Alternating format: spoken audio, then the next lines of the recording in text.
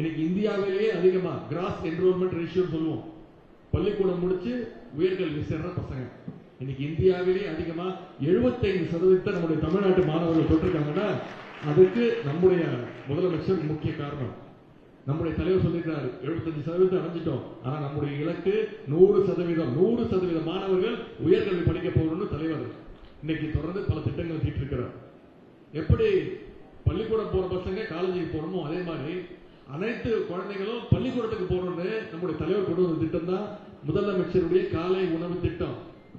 ஒவ்வொரு நாளும் முன்னாடிலாம் வேலைக்கு போற பெற்றோர்கள் காலையில சீக்கிரம் எழுந்திரிச்சு சமைக்கிறதுக்கு நேரம் இருக்காது, குழந்தைங்களை அப்படியே பள்ளிக்கூடத்துக்கு அனுப்பிச்சிடுவாங்க. போயிட்டு வா பார்த்துக்கலாம், மத்தியானம் வந்து சாப்பிட்டுக்கலாம் அப்படின்னு அனுப்பிச்சிடுவாங்க. அனுப்பிச்சிட்டு வீட்டுல கவலையோட இருப்பாங்க, அதே யோசனையில் இருப்பாங்க. காலையில குழந்தைய வெறும் வயிற்றுல அம்சமே சாப்பிட்டானா, பள்ளிக்கூடத்துக்கு போய் தூங்கிட்டானா, பாடத்தை கவனிச்சானா, எப்ப வருவான் அப்படின்னு காத்துட்டு இருப்பாங்க. ஆனா இன்னைக்கு பெற்றோர்கள் வாழ்த்தி குழந்தைய மகிழ்ச்சியோட பள்ளிக்கூடத்துக்கு அனுப்புறாங்க. என் குழந்தைய பார்த்துக்கிறதுக்கு நம்முடைய திராவிட மாடல் அரசு இருக்கு, என் குழந்தைய நம்ம முதலமைச்சர் பார்த்துப்பாரு. பள்ளிக்கூடத்துக்கு போனா முதல்ல அவனுக்கு தரமான காலை உணவு, அதன் பிறகு